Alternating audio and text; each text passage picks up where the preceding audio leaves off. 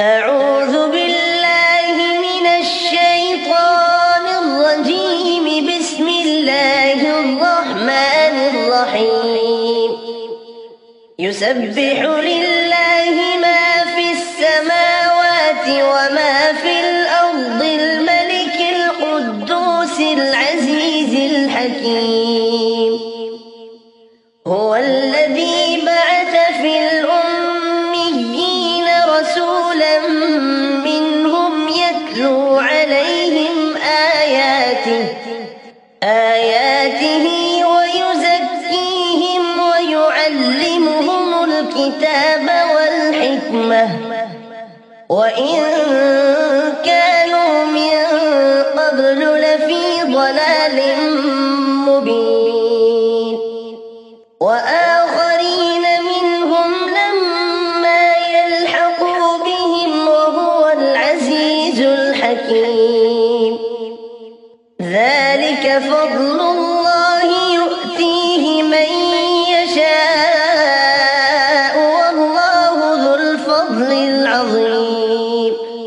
مثل الذين حملوا التوراة ثم لم يحملوها كمثل الحمار يحمل أسفارا، بئس مثل القوم الذين كذبوا بآيات الله، والله لا يهدي القوم الظالمين. قل يا أيها الذين هادوا إن زعمتم أنكم أولياء لله من دون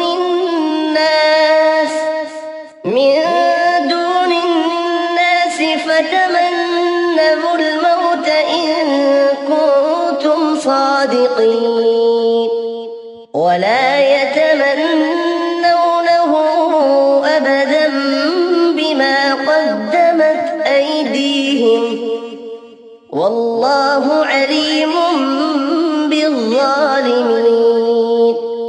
قل إن الموت الذي تفرون منه فإنه ملاقيكم ثم تردون إلى عالم الغيب والشهادة فينبئكم بما كنتم تعملون. يا أيها الذين آمنوا إذا نودي للصلاة من يوم الجمعة فاسعوا إلى ذكر الله وذروا البيع، ذلكم خير لكم إن كنتم تعلمون. فإذا قضيت الصلاة فانتشروا في الأرض وابتغوا من فضل الله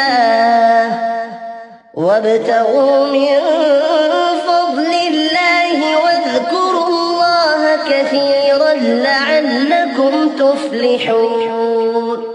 وإذا رأوا تجارة أو لهوا انفضوا إليها وتركوك قائما. قل ما عند الله خير من اللهو ومن التجارة، والله خير الرازقين. صدق الله العظيم.